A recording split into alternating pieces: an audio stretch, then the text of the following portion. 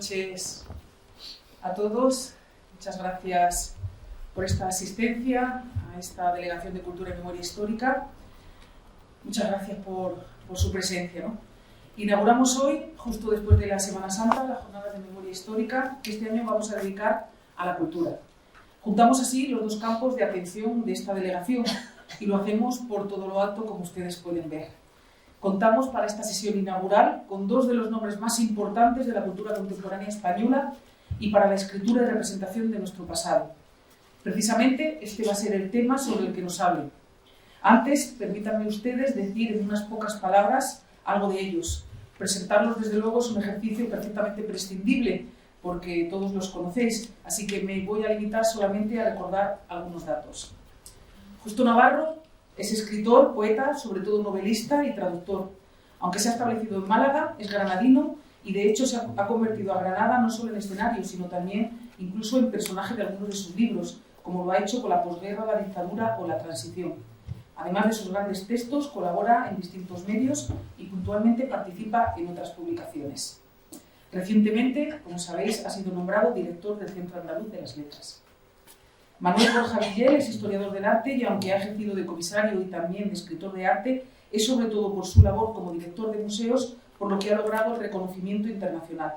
Primero en la Fundación Tapies de Barcelona, después en el Museo de Arte Contemporáneo de la misma ciudad y por último en el Reina Sofía de Madrid, que ha guiado hasta hace poco más de un mes.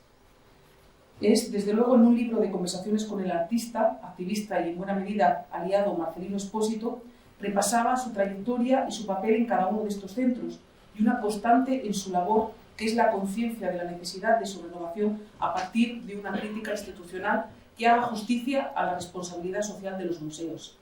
Precisamente para poner en práctica su misión, ha acometido una valiente reordenación de la colección nacional que atesora la Reina Sofía, en una en la que las políticas de memoria juegan un papel fundamental. Es por ello, les doy las gracias, es un honor contar con los dos para dar inicio a estas jornadas de cultura y memoria histórica. Así que, cuando quieran, Justo Navarro, Manuel, esta es su casa, bienvenidos y muchas gracias. Buenas noches. Muchas gracias.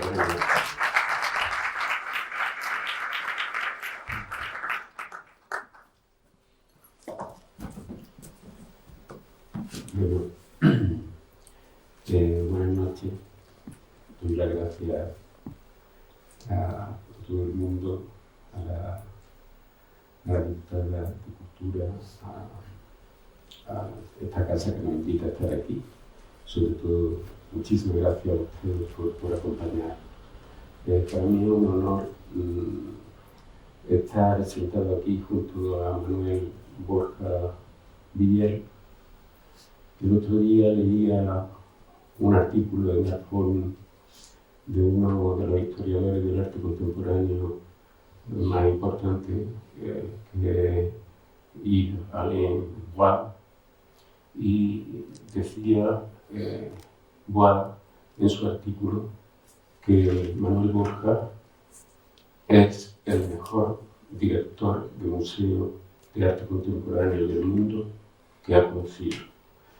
Y si seguimos, como conocemos la mayoría de los que estamos aquí, su trayectoria, tanto en la Fundación Tapies como en el Museo de Arte Contemporáneo de Barcelona, o los últimos 15 años en el Museo de Arte Contemporáneo Reina Sofía, pensaríamos que Bois tiene razón. Y Bois explica por qué aprecia el trabajo de Manuel Borja. Porque sus temas, los temas que elige para sus museos son novedosos, porque tiene claridad conceptual a la hora de exponer y porque sus instalaciones son sobre todo inteligentes. Manuel Borja, me lo ha comentado tú mismo, Manuel, tiene la idea de que la persona que asiste a un museo no es espectadora, no es una espectadora, sino que debe convertirse en un actor del trabajo contextualizado, historizado y relacionado con el campo en el que el trabajo nació, que se encuentra, por ejemplo, en el Museo Reina Sofía. También, por ejemplo, yo me sumaría como ejemplo a la idea que tiene de que el museo o cualquier centro cultural no sea un depósito de conocimiento, sino que sea un generador de conocimiento. Para mí, la práctica de Manuel Borja Villar en los museos que ha dirigido y en la fundación que ha dirigido es ejemplar. Ahora que voy a empezar a trabajar en el Centro Andaluz de la Letra, humildemente me gustaría parecerme algo a lo que él ha hecho en las instituciones en las que ha participado, y para mí era un ejemplo monumental. Así que te cedo la palabra porque ya... Pues ahora no sé qué decir, me ha dejado sin palabras.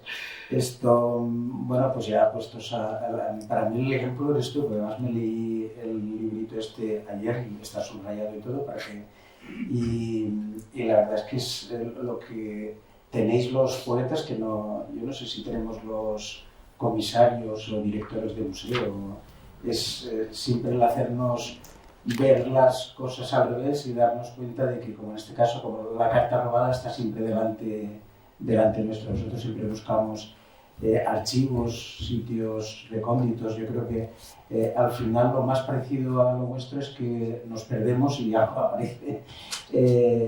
Pero la admiración es, y ahora que estoy en otra fase de mi vida, me gustaría parecerme a ti y a nuestros. Y además, como nos han presentado como dos ponentes de altura, como tenemos la misma, o sea que una partida la tenemos hecha. Bueno, pues no sé cómo habíamos dicho que íbamos a hacer un poquito de jam session, porque no sé, cuando me pasó esto digo, ¿y ahora qué hacemos? Porque esto es sobre la Constitución. Bueno, al final aparece Poe, y en el título. ¿Y cómo hacemos, cómo mezclamos la Constitución con el museo o con, a no ser que... Hombre, yo creo que tiene algo que ver. Sí. Porque, por ejemplo, tenemos que hablar de la transición, ¿no? Eso me han dicho. Sí. La práctica política de los tiempos de la transición tenía mucho que ver con el momento del arte contemporáneo, con el happening, con la performance, con el arte conceptual. Y, por ejemplo, la imagen esa que se puso en la exposición que Reina Sofía le dedicó a la transición, la palabra que escribieron ante el pabellón de la Bienal de Venecia del año 1976, creo, eso lo ponía Grimao, como recordatorio de Julián Grimao, el militante comunista que habían fusilado en el franquismo. Y claro, esa obra sí que es como con el juego con la palabra. Yo he visto, pensando en la transición y pensando precisamente en esa exposición que montaste sobre la transición en el 2018, que duró hasta el invierno del 2019, si no recuerdo mal, ahí las prácticas que salen, las prácticas que aparecen, me recordaban mucho el activismo político de los años de la transición. Sí, totalmente. Bueno, nos hemos sentado, no habíamos quedado aquí, vamos a empezar de nuevo. Hemos quedado que vamos a empezar por los monumentos, y yo he sacado un monumento, la muestra de la Bienal de Venecia de 1970. Entonces empezamos por ahí, que está muy bien. A ver, sí, obviamente la exposición tiene que ver con un encargo, de hecho, que es la celebración, entre comillas, del año de la Constitución, del 78, y de hecho toda la exposición empezaba en el 76 con la exposición que se hizo en el pabellón central de la Bienal de Venecia, cuando la Bienal de Venecia estaba muy politizada, no tan mercantilizada como ahora. Y le dedicaron el pabellón español, el pabellón central a España. En cambio, el pabellón español estaba cerrado y había efectivamente el póster de Guernica, y ponía Grimao. Y la exposición empezaba con una recreación del proyecto, de hecho era parte de la colección. Lo que pasa es que no lo dije para que no se me enfadaran, tardaron 2 años en enfadarse. Empezaba ahí y acababa con la Constitución. con una vitrina que tenía 3 constituciones, que eran la misma, la primera con el aguilucho, que era como se aprobó, luego la segunda que tenía un diseño de Alberto Corazón que por lo visto no le gusta a nadie, y luego la tercera que era una normal ya con la corona. Y en esa zona estaban todas las críticas que se hacían en el 78, 77, 78 a la Constitución de aquel momento, que de hecho si vemos algunas de las críticas que se hacían en el 15M o que se hacen, parece que muchas cosas no han cambiado. Tal vez los protagonistas son distintos, los que se quejaban en aquel momento ahora se quejan de que se quiera cambiar nada, y los que se quejan son otros. Pero es interesante porque también recogía, hablando de un monumento, el Guernica, y también era una expresión que reflejaba un poco, junto a otra que está justamente en el mismo lugar ahora en la colección, que tiene que ver con la Documenta 7, la que hizo Rudi Fuxi en el 82, refleja o busca reflejar la situación del sistema del arte español en aquel momento, la situación del Reina como museo nacional, digamos, la forma que había de entender la obra de arte. Por ejemplo, es muy curioso, cuando entramos el equipo actual al Reina, y voy a hacer un poco de caricatura, pero es bastante parecido, la colección del Reina estaba hecha como una especie de panteón de hombres, no mujeres, ni colectivos, ni grupos alternativos, ni cine comunitario, y eso que en aquella época había bastante de movimientos sociales, de todo esto. Era una historia lineal, más o menos progresiva, que empezaba en Picasso, que es el año de que nace Picasso y que nace la colección del Reina, y acababa, cómo no, con aquellos que de algún modo habían creado el sistema de la institución arte en España. Véase toda la generación de los Tapies, los Saura. Era una genealogía que estaba muy clara, era Tapies, Saura, etcétera, etcétera, Chillida, iba hacia atrás con Picasso, Miró, seguía hacia atrás con Goya y luego hacia Velázquez. Era un continuo donde no había rupturas y un continuo donde la historia se quedaba totalmente, la historia del arte deshistorizada. Quedaban, de hecho, el Guernica pasó de ser, cuando estaba en el caso del Buen Retiro, un rehén, está con el guardia civil protegido por cristales, a ser casi un elemento formal, donde estaba rodeado de 2 obras que tienen relativamente poco que ver entre sí, como es el hombre con el cordero y la dama oferente. Y luego cada artista tenía su sala, si te quejabas más, como el rollo que se quejaba mucho en la época, tenía 2, o si tenían más obras, pues tenía...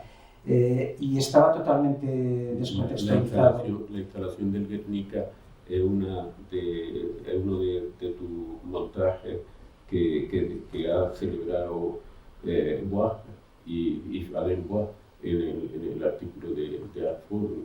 Pone como ejemplo de lo que es poner una obra maestra en un museo, rodeado por la obra de su tiempo, en primer lugar con el pabellón de la República Española en la Exposición de París del 37, y rodeado por gente de su tiempo, y rodeado también por otros. Poco a poco iba expandiendo el campo en el que aparecía el Guernica hasta llegar, pues, como tú has dicho, a la obra que acabas de pronunciar. Sí. Y sí, por eso fue una de las acciones que hicimos nada más llegar, que fue resituar la obra, rehistorizar la obra. Y eso no quiere decir una nostalgia del pasado, volverla a la República, a los años 30, obviamente puede haber nostalgia de la Guerra Civil, sino, digamos, rehistorizarla en los diversos tiempos, que fue obviamente la Guerra Civil, fue el exilio, fue las diversas vidas que tuvo el Guernica como elemento, digamos, como icono en defensa de las libertades, y fue también el elemento, digamos, un elemento clave en la transición. Una transición que, y ahí sí que vamos al libro, que no aparecía para nada en las colecciones del Reina, igual que tampoco aparecía el exilio, igual que tampoco aparecía la guerra civil. Había, obviamente, cuando llegué, había obras de Alberto, había obras de Arnau, había obras de Maruja Mayo, había muchas obras de todos una serie de artistas que habían estado fuera en el exilio, pero no había una ontología del exilio. Y hablo de ontología porque es una forma de ser. No se narraba la relación entre la península y los que estaban fuera. Y sobre todo no se planteaba qué pasó con el sistema del arte. Obviamente no hay nada neutro. Sabemos que el sistema del arte acepta y absorbe todo lo que puede. Yo qué sé, solo hace falta ir a las ferias de arte en Miami, Art Basel, y está llena de artistas afrodescendientes. Lo que no cuentan es que son artistas que pintan con técnicas, formatos que siguen siendo occidentales y que al final los que acaban comprando en general son coleccionistas blancos. El sistema no ha cambiado. Entonces, el problema que encontramos en el Reina Sofía es que, digamos, dentro del marco más o menos podías hacer lo que quisieses, o podrías tener a Alberto, podías tener Arnau, Guernica, pero lo complicado era salirse del modelo narrativo, ¿no? De la historia que ellos ya tenían aquí. Exactamente, que eso es el gran problema, digamos, de la sociedad en la cual estamos, es mientras estés dentro del marco, como además se puede comercializar, se puede absorber absolutamente todo, no hay problema. En cuanto rompes el marco, ahí es cuando empiezan los problemas, que son problemas legales, de hecho, son problemas de todo tipo, y creo que eso es una labor importante, y que creo que liga las dos cosas, la Constitución. La carta robada está tanto en la Constitución como posiblemente en el mundo de la cultura. Sí. Ahí, a mí me ha recordado, hoy ya estábamos hablando de los monumentos por teléfono, ¿no? Y luego, pensando en la puesta del pabellón cerrado de España en Venecia en el 76 con la pintada de Grimao, ¿no? Me acordaba de otras pintadas de esa época. Me acordaba, por ejemplo, de la pintada de José Manuel Verdejo en Almería, donde en agosto del 76 estaba escribiendo en una pared pan y solo le dio tiempo a escribir la T y la L, iba a escribir pan y trabajo. Llegó la Guardia Civil y lo mató de un tiro. Me acordaba también de Manuel José Caparrós en Málaga, que en el año 77, en diciembre del 77, en la manifestación por la autonomía andaluza, lo mataron de un tiro la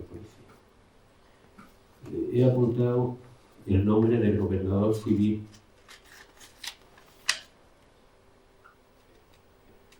Francisco Javier Verdejo, era su nombre, no José Manuel Verdejo. Francisco Javier Verdejo tenía 19 años, era de Granada y era estudiante de biología. Era de Almería, pero estudiaba en biología en Granada. Su padre había sido alcalde de Almería. Un poeta de aquí, Juan de Loxa, escribió un poemilla que decía: pan y trabajo siempre se escapa el tiro para los de abajo. No era de los de abajo, era hijo del alcalde de Almería. En Almería era gobernador civil Roberto García Calvo, excelentísimo señor, que luego fue magistrado del Tribunal Constitucional. Fue del Tribunal Constitucional del 2001 al 2008. Era teniente fiscal de Almería. Esto estoy hablando de los monumentos, lo que estoy contando historias políticas. Era teniente alcalde fiscal de Almería, y luego fue magistrado del Tribunal Constitucional, que vela porque nadie viole los derechos de la Constitución. Y ahora hablando de los monumentos. estábamos hablando de si se debían quitar o no se debían quitar, ¿no? Sí, los monumentos del franquismo. Y en el librillo ese que tú citas, La carta robada, que he escrito con José María Pérez Zúñiga, pues se comenta la siguiente paradoja. La ley de memoria histórica dispone que se quiten todos los monumentos, ¿no? Lo que a mí me parece un ataque a la memoria histórica, con perdón, porque ¿quién se va a acordar de lo que hubo si no queda nada, porque ha sido arrasado todo, en plan iconoclasta? O sea, no estoy muy conforme con la eliminación de los monumentos, estoy más por como tú harías, contextualizar, historizar, explicar, exponer lo que fue aquello. Pero la gran paradoja es que quitaron los monumentos, las placas en las calles, las estatuas, pero los señores que habían dirigido la represión durante el franquismo, la policía que torturaba en las comisarías, los jueces del Tribunal de Orden Público, toda esta gente seguía cobrando sus pensiones y disfrutando de sus condecoraciones, pensiones que le venían también por las condecoraciones que tenían. Y yo digo, puedes quitar las placas de las calles, puedes quitar los monumentos, pero lo que no puedes es también nombrar miembro del Tribunal Constitucional a un señor que, según se cuenta por ahí, llamaba a las organizaciones de izquierda en el año 76 para decirle que se atuvieran a las consecuencias si se le ocurría acusar sin prueba a algún guardia civil. Y eso es así, esos hechos no se han juzgado nunca, nunca se ha dilucidado lo que pasó. Se quitan las placas, se le pone una placa a Manuel José Caparrós en Málaga que es un eufemismo y no aclara lo que pasó. Sí, pero la gente que atentó contra su vida, esa ha seguido disfrutando de sus condecoraciones y de sus pensiones. No sé cómo tú ves ni lo de los monumentos, ni lo que acabo de contar. No, la verdad es que todo tiene que ver. Por un lado, lo de los monumentos es complicado, es ambiguo. Hay obviamente un culto a los monumentos. Los monumentos en general los eligen los que han ganado, pero todos sabemos desde los griegos que cuando alguien no está bien enterrado, cuando alguien no muere de una forma adecuada, y hay muchos, la gran mayoría que no mueren de forma adecuada, acaban volviendo al mundo de los vivos para reclamar lo suyo. De hecho, es bastante significativo que Antígona es un tema que muchos artistas están retomando y que plantea si es más importante seguir la ley de los humanos o la ley de las personas.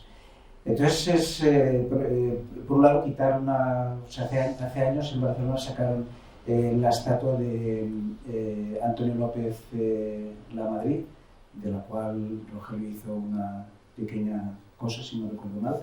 Y en su lugar, la plaza se la dedicaron, creo que el plinto está vacío, la plaza se la dedicaron a Idrissa Diallo, que era un inmigrante de Guinea que murió en el centro, en un CIE de Barcelona. Hasta ahí está todo más o menos bien, nos ha ahorrado la historia, digamos, se ha reflejado un poco, digamos, la complejidad de la situación actual. Se ha pagado, si no recuerdo mal, yo creo que España fue el penúltimo país en abolir el esclavismo. Antes del último creo que fue Portugal o Brasil, y no solo eso, sino que además los catalanes no estaban muy a favor de perder Cuba y de perder sobre todo las remesas de dinero. Entonces, siendo totalmente estrictos, siendo absolutamente lógicos, ¿qué hacemos? Quitamos todos los monumentos, y eso que implica una ciudad que está básicamente construida con dinero esclavista. ¿Qué hacemos? Ponemos una bomba, destruimos todos los monumentos, todas las los edificios de Gaudí. Incluso diría algo más, algo que se nos olvida, que tiene que ver con los monumentos, que en el fondo tiene que ver también con la Constitución a un nivel más amplio. Nos olvidamos que modernidad y colonialismo van absolutamente de la mano.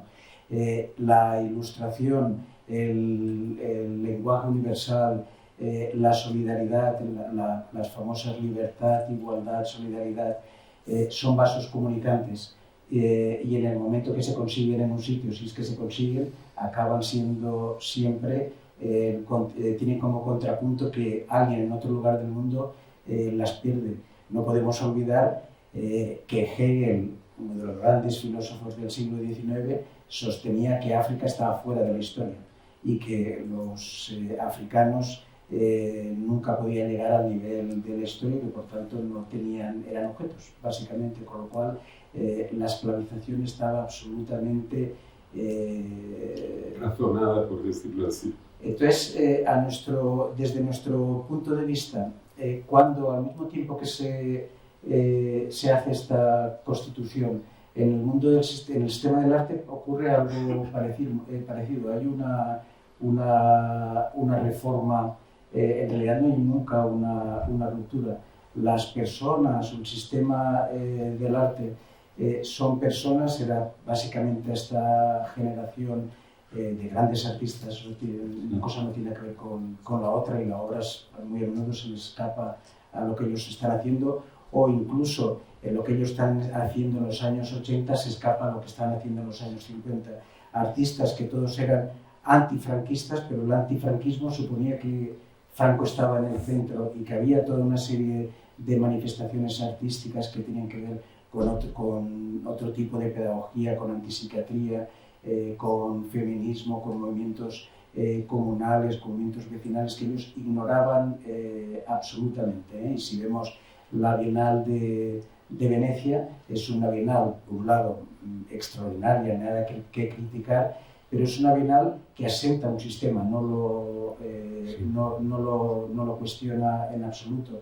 Y algunos de los problemas que tiene el sistema del arte español vienen de ahí. Ya digo, que el Guernica pase de ser un rehén político a ser casi una mercancía de consumo, tiene bastante que ver con la utilización de la cultura como elemento turístico, con la picasilización de Málaga. Yo no tengo nada que ver, ya hace 2 meses que no estoy en el Reina Sofía, pero todavía creo que el domingo me atacaban porque en Reina Sofía solo he dedicado una exposición a Picasso en el centenario, una exposición de 1,5 millones de euros. Entonces, realmente no sé qué más hay que dedicar, pero lo que me pregunto es, antes te lo comentaba, en la Bienal de Sao Paulo estoy trabajando con un grupo de comisarios que son afrodescendientes y la primera reunión que tuvimos fue un desastre porque yo me la había preparado, se llama Coreografías de lo Imposible y básicamente se basa en la oposición, están las 2 palabras griegas, cora, que significa que tú vas generando tus propios espacios, vas construyendo tu propio mundo, y topos, que es la idea de que te puedes mover donde quieras, pero siempre que no te salgas del campo. Sí, lo que decía antes de que la institución del bien hasta que te sale de lo que ellos tienen marcado que no te puedes salir. Exactamente, y con estas ideas, bueno, primero de entrado me preguntaron ¿y por qué Platón y por qué Grecia y no África? Eso de entrada.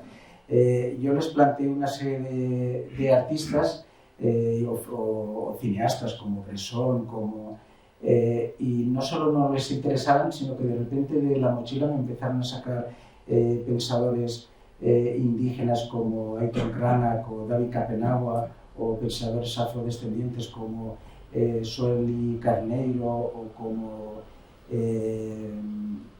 Leda María Martins. Y el problema no es que no los había leído, es que ni siquiera los conocía. Entonces ahí es cuando te das cuenta que algo no funciona.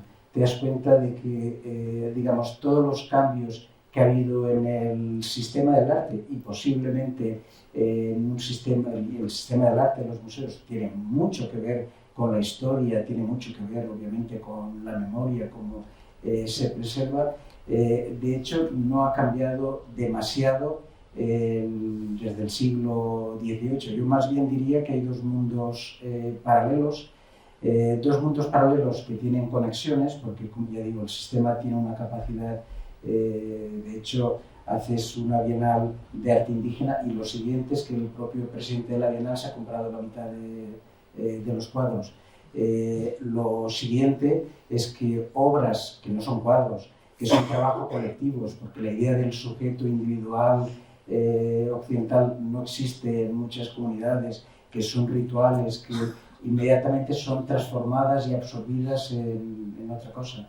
De hecho, en la última Bienal de Sao Paulo, Haider Esbel, uno de los artistas indígenas que presentó y además hizo mucho énfasis en explicar que era una obra colectiva, que la llevaba él, pero era de todos, empezó a tener éxito, empezaron a coleccionarla, en un principio la comunidad no estaba en contra porque también eran ingresos, al final acabó suicidándose porque acabó entrando en un lugar que era totalmente imposible para él. Entonces vemos que sí que hay mundos paralelos, mundos que están interconectados. Lo que no sé si hay, eso es una pregunta que me hago, en los años 80 y 90 estaba muy de moda en el mundo del arte Chantal Mouffe, con la idea del agonismo, la idea de que digamos, la política era una política a partir de la agonía, a partir del diálogo, pero que siempre había un elemento, un punto en común, en el cual, como estamos ahora sentados, eso llegó también luego al mundo de la política. Chantal Mouffe se convirtió en la musa de Podemos, aparentemente. Pero no sé si ahora estamos en una época de antagonismo, una época un tanto irreconciliable en el sentido donde es importante darse cuenta que hay que cambiar el marco. No es suficiente con cambiar los contenidos, hay que cambiar nuestra forma de entender el mundo. Digamos, de todas las corrientes que hay, que creo que son imparables en estos momentos, tanto dentro de España, como digo, hay tantos muertos que no están bien enterrados y que vuelven al mundo de los seres vivos para reivindicar su propia historia, una historia que no necesariamente pasa por la historia occidental, una historia olvidada, una historia, uno de los artistas con los cuales estamos trabajando, su abuelo era esclavizado, o sea, realmente es una historia muy, muy reciente para algunas personas. Y por tanto, y ese movimiento está muy potente. Pero es tan distinto, o sea, cuando por ejemplo hablas o lees textos de Yanomami, David Capenaua, que hablan sobre la no separación entre seres humanos y no seres humanos, entre la necesidad de que el tiempo es espiral, no es lineal, la necesidad de ir lento, la necesidad de ver el mundo a través de los pies, no necesariamente a través de la cabeza. Te das cuenta que hay un cambio, digamos, que son mundos realmente irreconciliables y que tal vez sea necesaria una segunda, no le llamaremos transición, pero una segunda no transición, donde realmente esta ruptura que parecía necesaria o que era necesaria hace 40 años atrás, se produzca, porque si no, posiblemente, aparte de que vamos a acabar con el planeta, vamos a acabar con nosotros mismos, se está generando una sociedad resentida, que quiere decir una sociedad de extrema derecha, y por tanto yo diría, yo cuando estudiaba en la época previa a la transición, tenía un profesor de latín. Sabéis que en valenciano, cuando si uno no sabe hablar valenciano, hay un truco que es poner et a todo. Entonces, coche, yo qué sé, no me sale el nombre. ¿Cómo? Caloret, por supuesto. Entonces, hay una palabra en catalán que es como rasgar, ¿no? Y este cura de latín nos decía, hombre, más que una rasgadura, lo que teníamos que hacer es un rasgonet. Entonces era como, rompamos un poquito, pero no nos pasemos. Un esgarronet, esta es la palabra que no se oía. Esgarrar es romper así, y esgarronet es... Entonces yo creo que posiblemente tenemos que dejar el ET y hacer un desgarrón bastante grande. Bueno, pero con cuidado, ¿eh? Con cuidado. Pero pensando en lo que estabas diciendo, de que por una parte está la institución y por otro la posibilidad de que haya vasos comunicantes o que haya una conexión de alguna manera con otro modelo distinto de lo que ahora mismo las instituciones imponen, o la institución impone. Y recordaba cuando llegaste a Reina Sofía cómo tenían organizada la serie de artistas antifranquistas, pero dentro del sistema de arte del franquismo, del sistema de arte de esos años, y cómo eso estaba totalmente aislado en una especie de urna venerable, y era imposible de salir de eso, que tú saliste de ese modelo. Pero hay un momento previo a la transición que tú alguna vez has dicho que fue el acontecimiento de arte contemporáneo más importante en la segunda mitad del siglo XX en España, que era los encuentros de 1972 de Pamplona, donde vinieron los principales artistas de ese momento, conceptuales, los del happening, los de la performance, los del body art, todos se unieron allí con músicos, y también al mismo tiempo ese acontecimiento, las jornadas de Pamplona, que son memorables dentro de la gente que participó, se mezcló el enfrentamiento político con el franquismo de aquel momento, con las propias actividades de la jornada pagada por un empresario, luego secuestraría ETA, Huarte. Coincidió ese momento de contestación política con el momento de esplendor del arte en ese momento en el mundo. Había en la entrada del Reina Sofía, recuerdo que una de las obras del equipo Crónica que se daban con la entrada, la ilustración, era una obra que llevó el equipo Crónica, el espectador de espectadores, que era antes una figura que mandaba el gobierno civil a todos los actos. Un delegado gubernativo que iba a vigilar lo que se decía y lo que se hacía.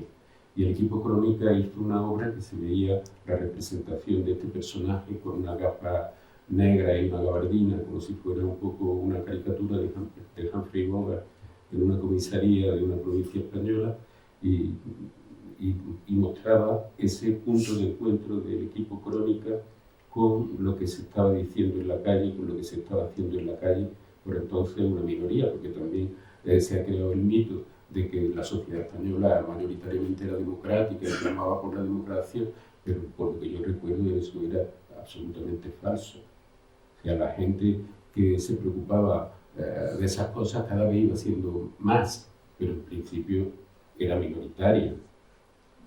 Era, no sé, un problema que tenía la transición y que tenía la lucha por salir del franquismo, es que nos creíamos un tipo de artistas, que fuéramos artistas agitadores del equipo de agitación y propaganda de los partidos, aunque fuéramos eso, nos creíamos lo que tú criticas en ciertos artistas que se creen avanzadilla, vanguardia, guía del resto de la masa, y ese defecto lo teníamos bastante en aquella época.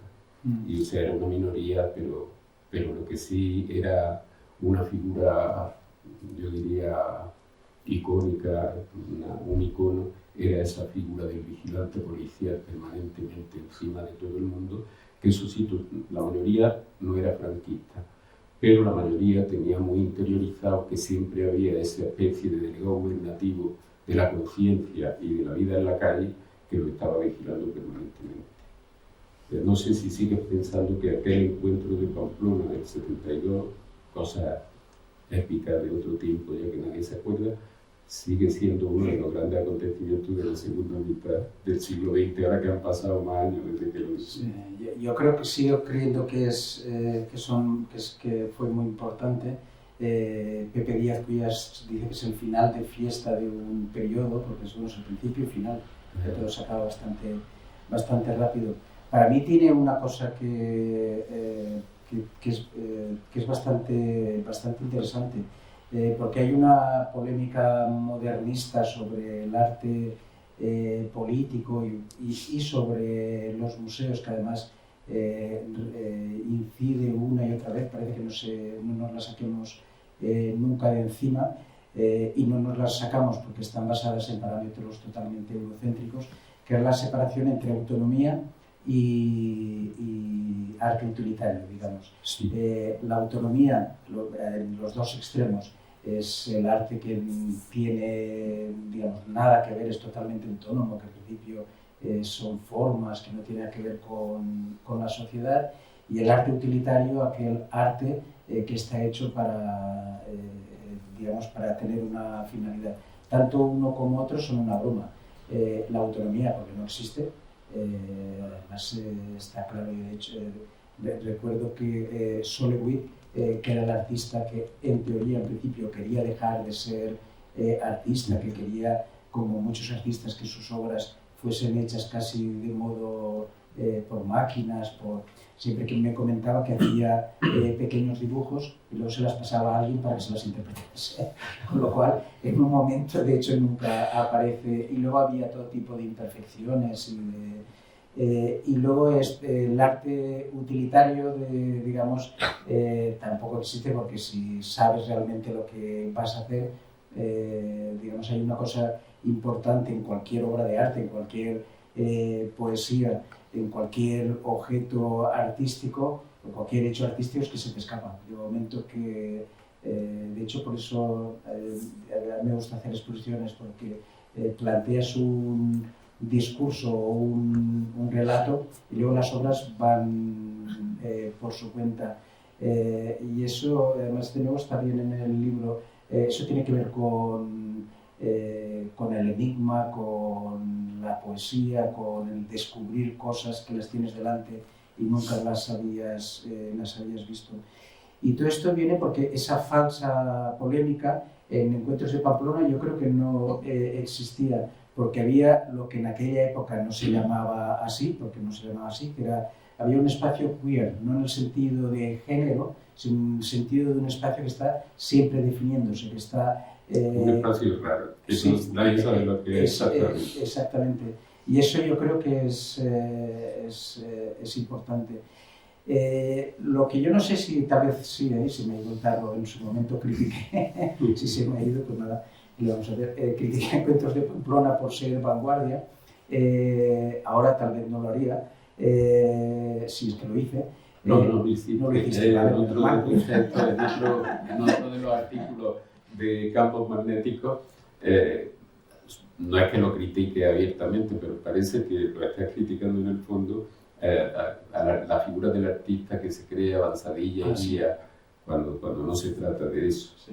Pero una pregunta que se me ha ocurrido así de pronto, pensando en los Encuentros de Pamplona, donde yo creo que coinciden muchas de las actividades artísticas que se hacían allí con las actividades que se hacían en la calle, pintando las paredes, distribuyendo panfletos que tenían como modelo cosas del arte conceptual, se me ocurre, porque las personas entonces que estaban luchando en la calle, algunas éramos muy instruidas.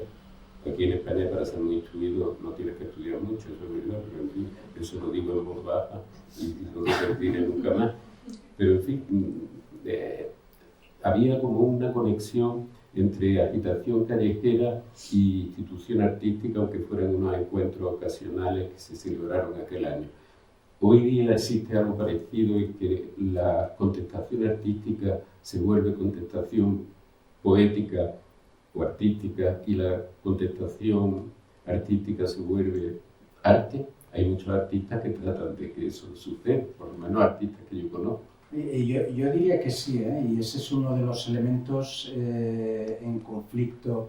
De hecho, en un librito que tenía Stephen Bannon y en muchos de los mítines, algunos de los mítines políticos, porque la cultura tampoco ocupa tanto espacio, la extrema derecha habla de la cultura como un espacio a conquistar, un espacio que no se puede dejar en manos no sé si llaman de los progres, no sé, no sé, De lo desaforado. de eso, sí, o de lo que sea. Y no, yo creo que utiliza un término más moderado, porque no ¿Ah, sí? los liberales, si te descuidas. O sea que, lo que quiero decir es que se me ha ido el tarro, que estaba... A mí también. Si quieres ponemos una diapositiva. Bueno, si a lo mejor alguien quiere preguntar algo, o tirarnos una piedra, yo qué sé. Ahora sí me he acordado otra vez. Así, sí. Pero lo que sí, la pregunta yo sí que creo que hay bastante más relación de la que creemos, de hecho, si no, no sería un campo de batalla, si no, no estarían. Hay una guerra por las imágenes, hay una guerra, yo qué sé, si no, no se habrían inventado los museos, no se habrían hecho. La historia tiene siempre una razón y nadie da nada porque sí. Cuando los museos se hacen públicos, cuando se habla de la igualdad, es porque hay siempre una cierta lógica, es aquello de, no sé si el sueño de la razón produce monstruos, pero digamos el reverso de la razón son los monstruos. Entonces eso existe y el mundo de la cultura es un campo contestado, solo hay que ver, vaya, la prensa, no solo la española, que es más reciente últimamente, sino, yo que sé, vas por supuesto a Polonia, vas a todos los sitios. Y uno de los problemas, y es un problema que seguimos heredando del siglo XVIII, aunque no nos lo parezca, es que estamos enmarcados en la idea de las disciplinas, de que las instituciones, las personas, hacen lo que les toca hacer. Los museos son instituciones dedicadas al mundo del arte. Lo que nadie pregunta es cuando un museo los que sostienen que las instituciones tienen que ser los museos elementos exclusivamente dedicados al mundo del arte, lo que no cuestionan es qué ocurre cuando un museo cambia una zona urbanística, qué ocurre cuando un museo echa a la gente de un barrio. El subir las entradas de un museo es una decisión artística, o es, yo no sé si hay que estudiar a Michelangelo para subir la entrada del museo, es una decisión que tiene que ver con políticas y por tanto sí que creo que es un elemento de contestación, y que es un elemento de contestación y que creo que no se puede, digamos, romper si no hay una interpelación, y la interpelación solo puede venir desde fuera, del mismo modo que en la época de los romanos, según la ley romana, según la carta robada, el esclavismo era algo que estaba en la ley, por tanto era, yo no sé, o según en no sé qué leyes, las mujeres no podían votar, y era la ley, entonces si cumplías la ley tenías que... Entonces tenemos que ser un poquito antígonas y empezar nosotros a interpelar, si es que podemos, teniendo en cuenta que nuestra forma de pensar, hay un sonido que yo oigo con mis colegas ahora en Brasil, que es, no diré cada 2 por 3 porque me voy aprendiendo poquito a poco, pero cada cierto tiempo es ch, y es que cuando se te escapa una palabra que es totalmente un término que tiene que ver con conceptos europeos, con conceptos... ¿Te llaman la atención? Sí, sí. Porque digamos, de hecho lo que no estaba aquí es que, aparte de la Constitución, es que había un franco libidinal, aunque no lo parezca por las fotos, que lo teníamos todos dentro. Y el franquismo continuó o ha continuado de muchos modos. Y ese liberarse, ese decolonizar la mente, solo es posible con una interpelación externa. Y esa interpelación externa viene precisamente de aquellos lugares donde, digamos, esta estructura epistemológica que luego se transformó en una estética, que es el mundo de conocer, la forma de conocer el mundo a través de la perspectiva, donde hay un punto privilegiado, que además ese punto privilegiado es invisible, donde todo el mundo tiene su lugar, donde en la perspectiva no te puedes salir, donde conoces el mundo a través de las imágenes, a través de la representación, donde no hay coreografías, donde hay danzas o hay otras cosas o hay coreografías marcadas, pero donde uno no puede inventar su propio mundo. Hay cosas absurdas, yo qué sé, por ejemplo, si vemos el Caribe, que es la zona en la cual entramos en América, vemos la estructura de la colonización. Se ve hasta cuando tomas los aviones para ir de Dominicana a Jamaica, que casi podrías nadar, tienes que ir a Miami o tienes que ir a la metrópoli. O sea, hay una serie de estructuras que siguen estando presentes. Entonces, solo la interpelación, que para mí puede venir solo desde arriba, lo dudo, desde el lado o desde abajo. Desde el lado, a través de otros mundos, sean, yo que sé, lo he dicho alguna vez, en las lenguas maya no existe la palabra arte. No existe, y viven tan tranquilos y además hacen unas obras de arte extraordinarias. Para ellos las obras de arte utilizan, para nombrar digamos, lo que nosotros llamamos arte, utilizan una serie de palabras que tienen que ver con la ecología, tiene que ver con el respeto a los ancianos, tiene que ver con hacer cosas con la mano, tiene que ver con el ritmo lento, tiene que ver con una serie de cosas. En estos momentos en el que un museo tal vez haga una manifestación ecológica en defensa de Doñana, podría ser objeto de una denuncia, o podría, según la ley vigente, en el mundo indígena, en absoluto. Eso una. Dos, todos estos artistas afrodescendientes cuyas obras, todos, vaya, unos cuantos, valen 1 millón, 2 millones, están en manos de los grandes coleccionistas, sirven para atesorar los museos occidentales, solo, digamos, pensando en otro sistema, en un sistema como el que tienen los que defiende una feminista maya como Gladys Churchill, que es lo común como forma no etnográfica, sino como forma de gobernanza, donde las cosas pertenecen o son de todos más que pertenecer, donde no hay separación entre unas cosas y otras. Esa interpelación es absolutamente necesaria para cambiar las cosas. Y luego una interpretación interior, que es lo que intentamos hacer desde el Reina, y es lo que debíamos hacer en todos los museos, y es posicionarnos, ver en este punto de vista donde los que vemos, digamos, los que se nos acostumbra a ver y que no se nos vea, debo poner un espejo o algo para que no se nos vea. Cuando hablamos el otro día, hablando de guerras culturales, en este país es un poquito más brutal, ¿eh? La guerra cultural es coger un cañón y poner una bomba así.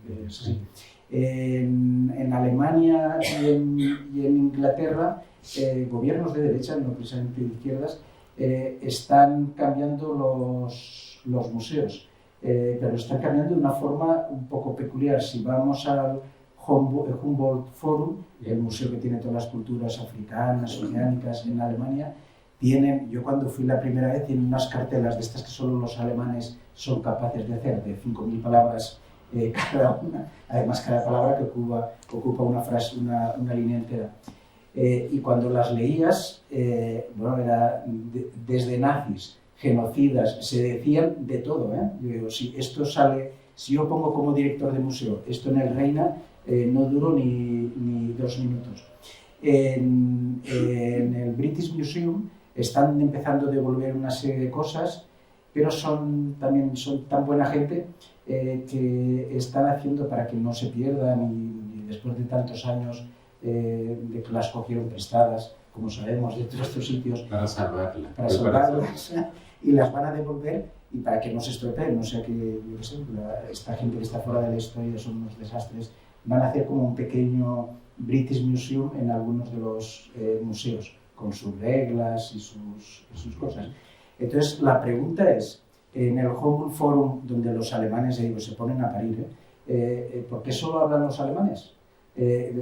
¿Dónde están los negros? ¿Por qué no hablan los africanos? Porque siempre son los alemanes los que tienen que decidir. Tienen buen lugar, exactamente. Aunque los malos sean ellos.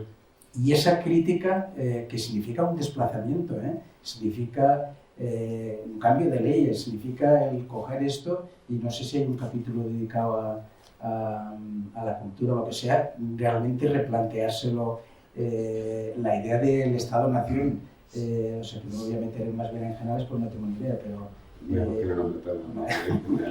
Pero yo creo que tú has dicho una cosa clave contando tu experiencia en el Reina, que tú llegaste, te encontraste un modelo de museo que tenía hecho, por decirlo así, la plantilla de cómo tenía que ser, y tú fuiste capaz de ver las cosas de otra manera y inventaste no una plantilla nueva, sino una sucesión de plantillas que barrían, que sustituían poco a poco a la otra plantilla. Quizá lo que haya que hacer siempre es, tanto en las instituciones como en la vida corriente, tratar de pensar las cosas no a través de la plantilla que nos dan para que las veamos, sino a través de una plantilla, por decirlo así, que nos inventamos nosotros a partir de la observación directa de cómo son las cosas y de cómo se comporta la gente, de cómo se unen unos elementos con otros para formar sentido y para formar una historia. Y en eso tú has sido un modelo porque eso, llega a un museo y desarrolla un modelo de museo que es el que tú ves que debe de ser sin atenerte al que ya está programado antes, del que lo que tú explicabas que no se puede salir uno. Pues sí se puede salir uno poco a poco, simplemente pensando las cosas de otra manera. Sí, yo creo que ahí está bien, está muy bien, ¿eh? Porque de hecho no es ni esgarró ni esgarronet, porque tampoco nos vamos a pegar ahora, es hacer otra cosa, es utilizar los instrumentos que tenemos con los otros, hacer lugares de encuentro y empezar a plantear otra cosa que es más divertida, otra cosa que es en la que aprendes. Por ejemplo, uno de los demonios, pobrecitos, además si los vieses, hicimos una cosa que se llamaba, nos hicieron el barrio, museo situado, que no tiene nada que ver con esta cosa norteamericana del museo de la proximidad, del acceso a la gente, de esta cosa buenista, etcétera, etcétera, aunque también éramos un poquito buenos, ¿vale? O sea, que intentamos, sino que significaba hacer un agujero en el museo, en palabras del propio barrio. Significaba que el barrio tomase el museo, significaba además incluso la voluntad de cambiar la gobernanza, la voluntad de entender que un museo no es solo el lugar de las musas, sino que está en un lugar en concreto, y ese lugar en concreto tiene que ver con ordenanzas municipales, tiene que ver con relaciones, con leyes, etcétera, etcétera. Y encontrar, digamos, instituciones, o como queramos llamarlo, que puedan desplegarse en una multiplicidad de formas, yo creo que eso sería, y pueda cambiarse, vaya, creo que sería un... Sí, ¿te parece que hagamos nosotros un agujero y que demos la palabra y armarla? Y así de camino, pues, la fe y el relevo. Pues yo por lo menos estoy un poco cansado. No sé, por favor, si hay... A mí me encantaría que alguien tomara la palabra. Ya no me importa cederle esto y la silla.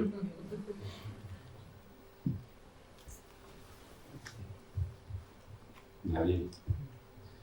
A la una, a las dos. ¿Qué hora es? Perdona. Llevamos 1 hora y 5 minutos. ¿Seguimos? ¿Tú eres el jefe? No, el jefe eres tú. No sé cómo... Ya ves si se me olvida decir algo. No, que tú te cierra tu el acto. Te lo pido, por favor. Mira, si haré un montón de preguntas tú. Si no hay nada, como decir que nos vamos. La gente se anima. Por favor.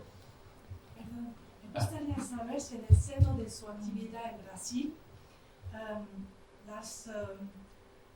los conceptos de apropiación cultural lo que se encuentra en las universidades americanas, si lo encuentra también allí.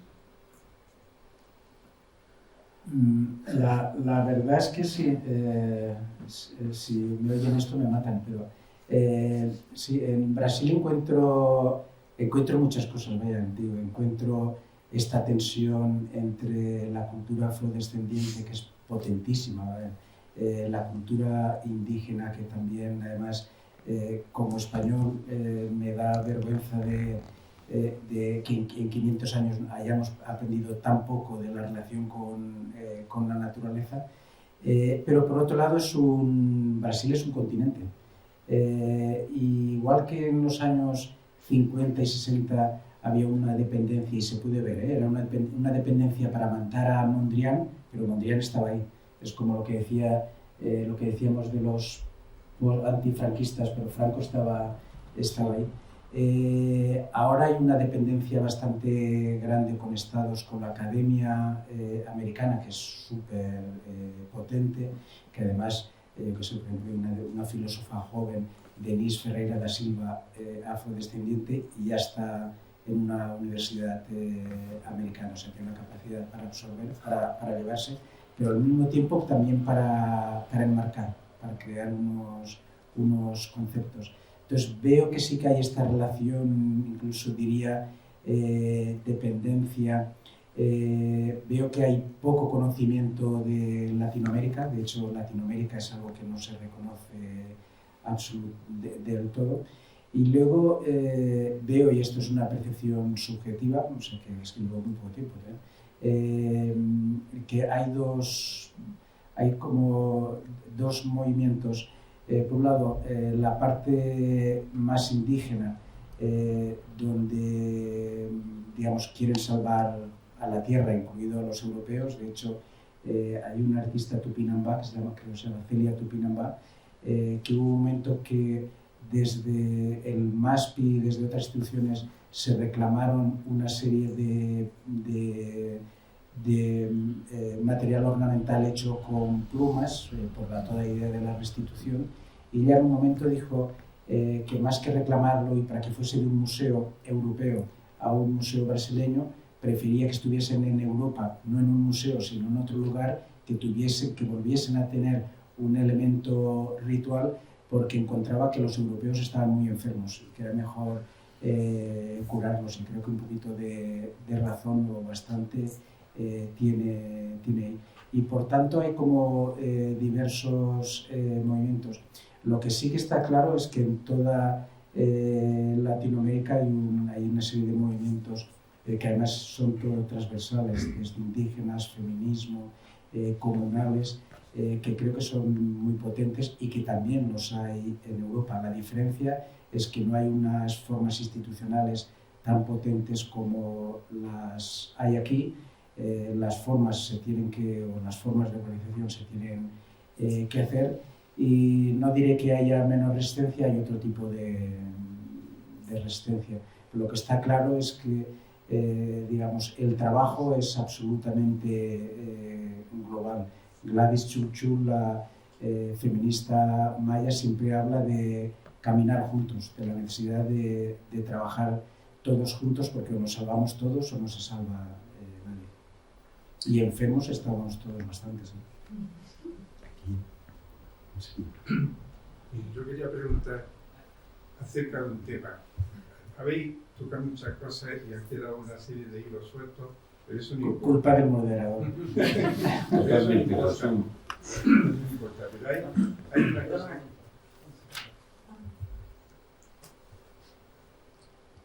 Pero hay una cosa que sí me interesa. Lo último que habéis citado del museo. Sí.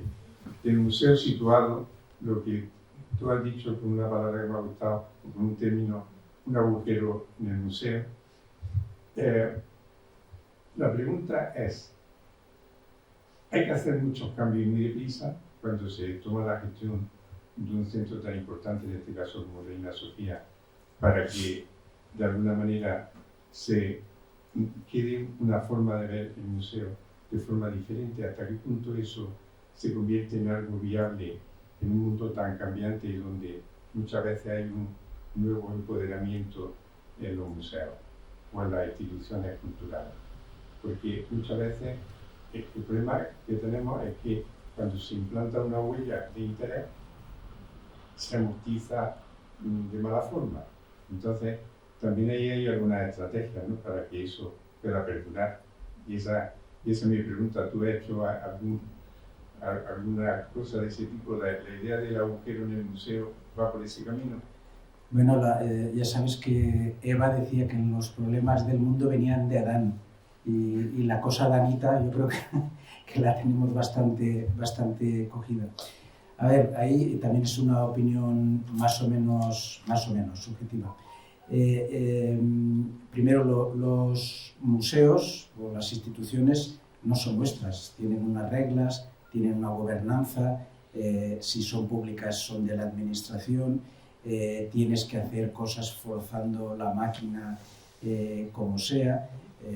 Yo creo que alguno os comenté que cuando hubo la pandemia estábamos montando, Petri Jalilay, un artista, estaba montando una exposición en el Palacio de Cristal.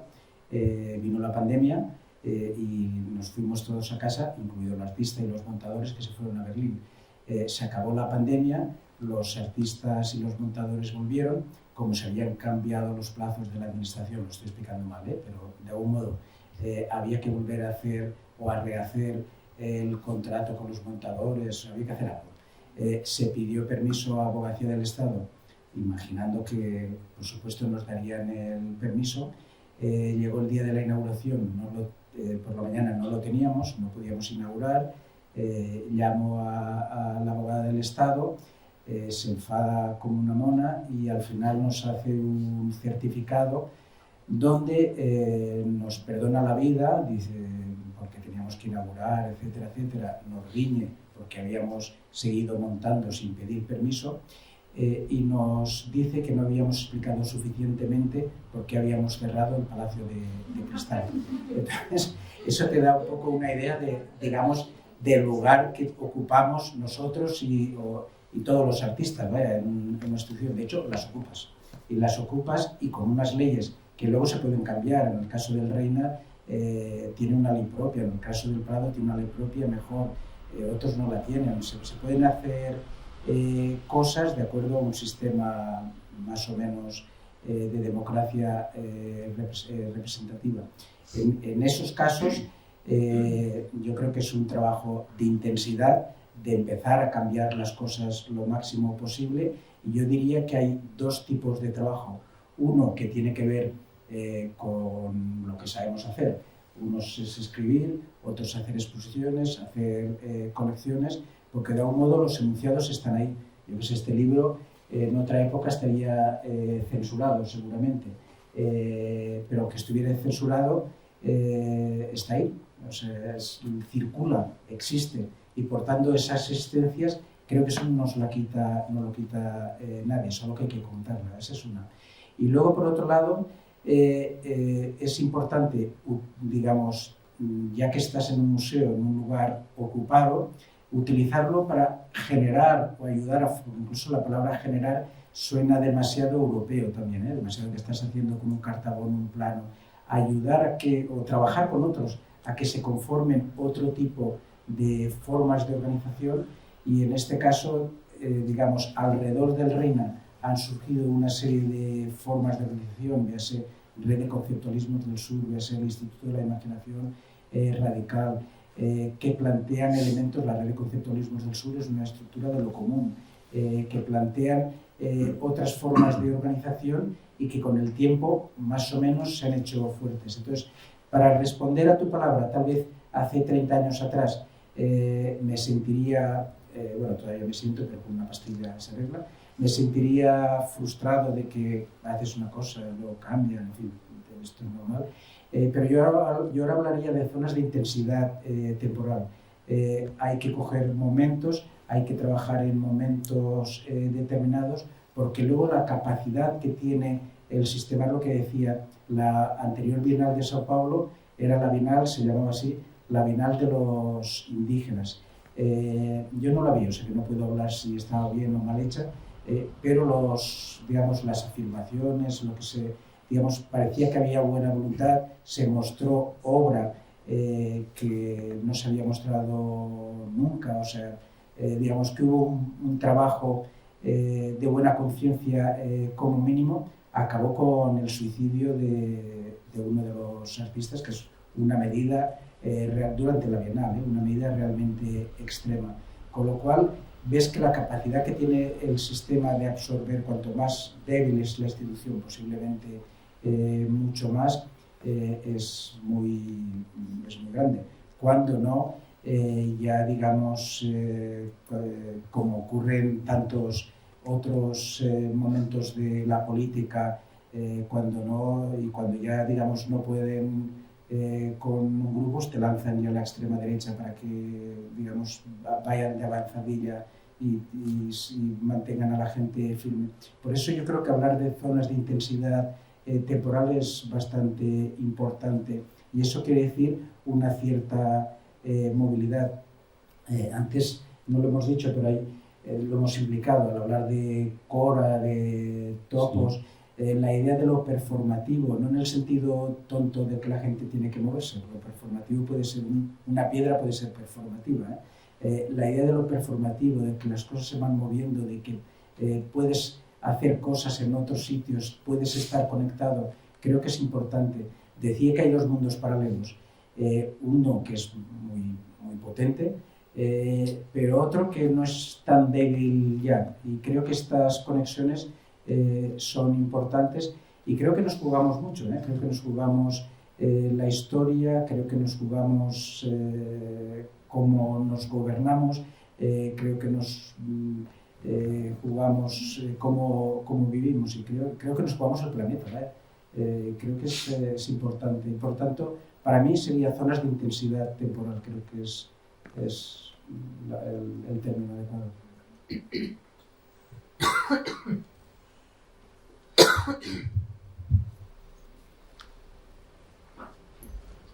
¿Alguna pregunta más, por favor? Mano, ¿no quieres cerrar el acto? Hay una pregunta. Sí, la quería, aunque ha sido contestada, pero exactamente no sé ni siquiera qué decir. Estoy tan emocionada de oírte, Manuel. Felicidades por tu discurso, porque creo también que en el arte, la construcción del arte es también el discurso, y yo creo que ahí tenemos una responsabilidad. Me queda un poco con lo que decía justo del patrón, y a mí lo que me parece es que más allá de cambiar el molde, quizás es cuestionarnos, y esa es mi pregunta, ¿no? Cuestionarnos desde dónde miramos, ¿no? Hace poco oí a un escritor que estaba deconstruyendo la idea de realismo mágico, porque es una idea que aparece con el colonialismo también, y esa ruptura que hay y esa mirada desde el colonialismo me parece muy interesante ahora para hablar del arte y de la cultura. Entonces, mi pregunta es, ¿cómo ves tú la importancia que tiene no solamente en la creación de la obra artística, sino en toda la construcción que hay del artista, de lo que es el arte, de lo que es la cultura?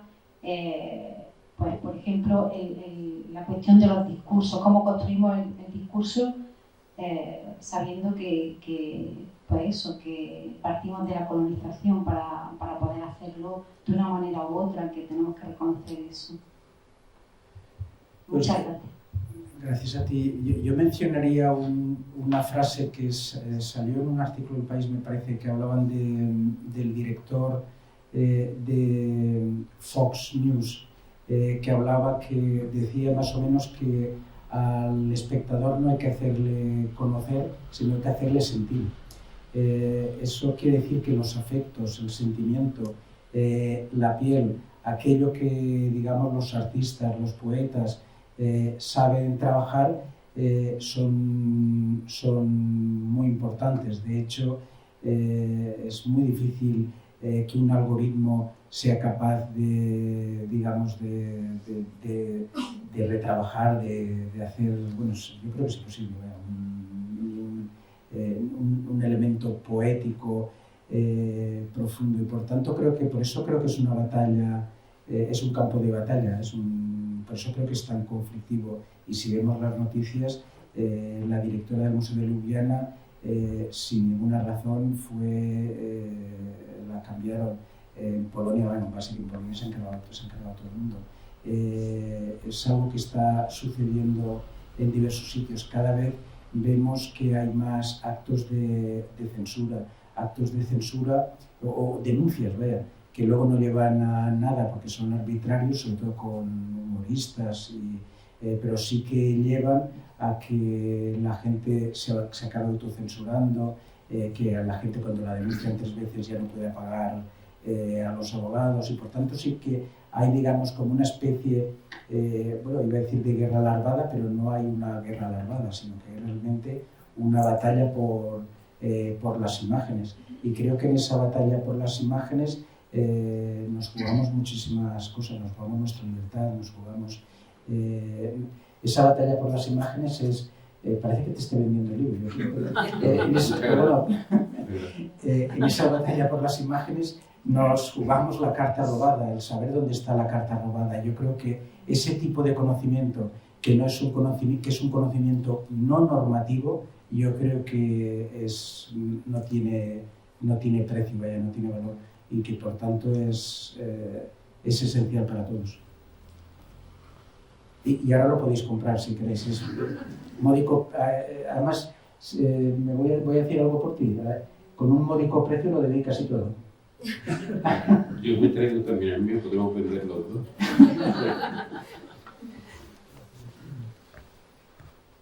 Más preguntas, por favor. Voy a hacerte yo una pregunta, ¿quieres decir algo? ¿Algo más? No, yo entonces estoy bien. ¿Nos vamos entonces? Sí, si tú quieres, sí. Muchísimas gracias. Perdón. Hay una pregunta, perdona. En cuanto decimos que nos vamos, la gente sigue. Hola, pues mi nombre es María y bueno, yo todo el tiempo he tenido como una especie de voz de debate de amigos artistas de lo que piensan sobre los museos, y era como una especie de ruido de fondo, ¿no? Porque, bueno, ellos dicen que los museos son como mausoleos, que son como algo muerto, que no tienen en cuenta a los artistas, que ahora hay como una moda de, bueno, afrodescendientes, lo hemos estado escuchando aquí mucho, cuando cultura y memoria histórica, pues no sé, pensaba que íbamos a hablar de muchas memorias, pero parece que hemos pasado directamente a los afrodescendientes, se nos ha olvidado quizás la presencia de la mujer en los museos, ¿no? Que tiene una cuota súper ridícula. Creo que un año estuve viendo que en el mapa eran solamente un 15% las exposiciones de mujeres. Lo mismo pasa, ¿no? Pues quizás estamos hablando aquí un poco de la transición, cuando realmente el bando perdedor creo que no ha tenido presencia en el mundo de la cultura.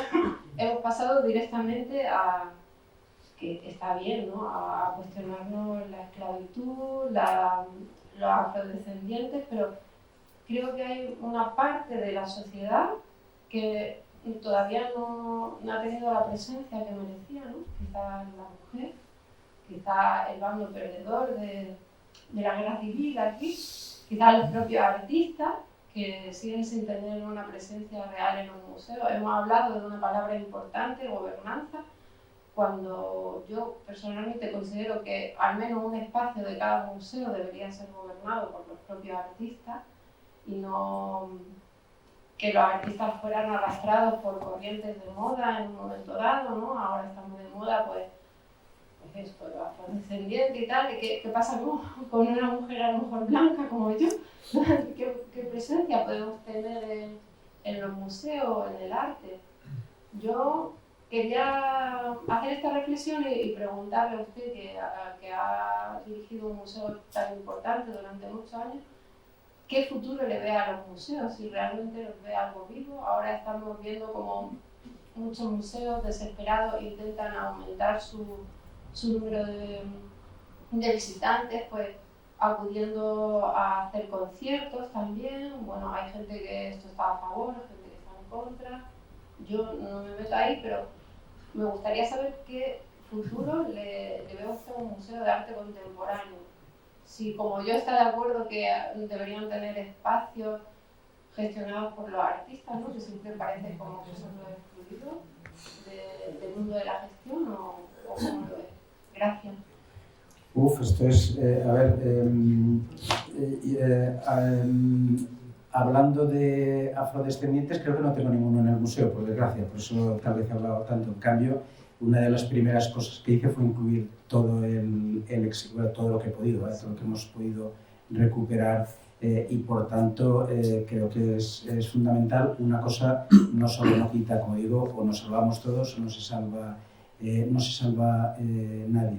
Eso, por otro lado, el exilio español, con todas las formas que tiene de entender el tiempo como una ontología, de entender, digamos, una evolución que no es lineal, tiene mucho que ver con las diásporas contemporáneas, y por tanto es un elemento para entender la sociedad en la cual vivimos.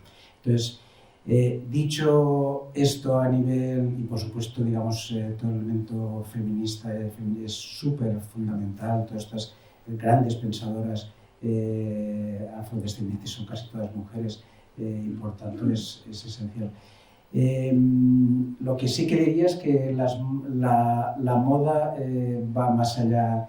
Hay modas en los museos, hay modas en las revistas, hay modas, digamos, la capacidad que tiene el sistema por absorberlo absolutamente todo es inabarcable. De hecho, todavía recuerdo una de las primeras reuniones que hicimos casi secretas con la red de conceptualismos del sur, esta red latinoamericana de archivos. De repente, esto que vas mirando quién está, me giré y había un galerista que muchos de la sala conocen en la última fila tomando notas, y luego vendiendo aquello de lo cual estábamos debatiéndose, que la capacidad que tiene el sistema y la capacidad de transformarlo en moda y por tanto vaciarlo de contenido, como decía, cuando vas por Miami Art Basel y ves que la gran mayoría son afrodescendientes, pero que no cambia nada, realmente es bastante triste, bastante reaccionario. Y por tanto, lo que se cambia, lo que se trata es justamente no de seguir modas, sino de cambiar estructuras. Respecto al futuro que le veo al museo, yo le veo el mismo futuro que al mundo del arte. Es un lugar en conflicto, un lugar donde se hacen cosas maravillosas, se hacen cosas menos maravillosas. Hay algunos museos que están dominados por un tipo de gente, otros por otros, pero que sí que creo que es una herramienta que permite hacer otras cosas, que permite crear estas zonas de intensidad temporal. Pero yo no hablaría solo de museos, porque pensar en museos, como tienen estos edificios, es darle demasiada importancia. De repente hay países, por ejemplo, una de las cosas que se habla mucho en este país es por qué los artistas españoles no están en los grandes eventos, cuando la pregunta que habría que hacerse es por qué quieren estar, cuando lo interesante es estar en otros sitios. De nuevo, uno de los países que ahora parece que están de moda es Guatemala. En Guatemala prácticamente hay un museo, pero vaya, su museo es más pequeño que esto. Prácticamente no hay nada, o sea que tampoco le daría tanta importancia a los museos. El darle tanta importancia a los museos acaba siendo como una cortina de humo que no nos deja ver cuáles son los problemas. El problema en el Estado español y el problema en muchos países en Europa, el problema en aquellos países que tienen museos, a menudo es el ecosistema. Es un ecosistema donde tal vez las universidades no son tan buenas, donde no hay revistas, donde no hay debates, donde efectivamente no hay centros gestionados por los propios artistas, donde las formas de gobernanza siguen siendo muy jerárquicas, en donde se piensa que, tú mismo lo has dicho, el turismo, los museos, ¿qué estaría pensando? Los museos son meramente gente. Obviamente sin gente no hay nada, sin lectores no hay libros, no hay. pero no hace falta que todo el mundo lea el mismo libro. Estamos hablando de un ecosistema, y en ese ecosistema lo importante es que haya encuentros, haya relaciones, que haya alguien que se lea un libro, otro que se lea otro libro, lo leen 400. Entonces creo que es importante pensar el ecosistema. Y pensar el ecosistema, tal vez para darle un final, es justamente lo que tal vez la Constitución española del 78 no dejó. Esta especie, lo que tú mencionas aquí, de que la ley, ¿cuál es? La ley orgánica del Estado número 8. La octava ley orgánica del Estado franquista, o sea, la octava ley fundamental del franquismo, que tenía hasta ese momento 7 leyes fundamentales. La octava fue la ley de reforma política que inició el presidente Suárez y que legitima a la Constitución española. Hay gente que dice que la Constitución española está legitimada por el voto del pueblo español, pero en realidad el voto del pueblo español estaba legitimado por la ley de reforma política que dio paso a la Constitución, porque se montan otros referéndum, pero los resultados no valen porque no tiene validez jurídica. Por ejemplo, supongamos que se monta un referéndum en Cataluña, no vale para nada porque no está validado por la ley. Y no sé, ese librillo, hablando del librillo... Sí, pues...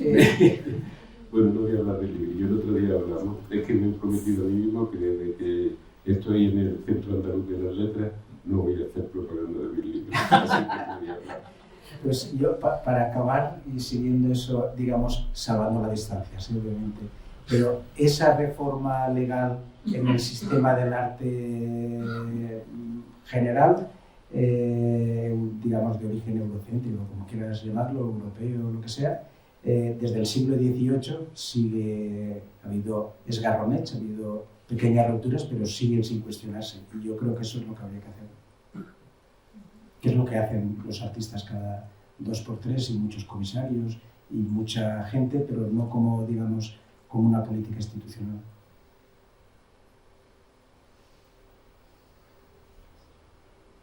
¿Nos vamos? Vale.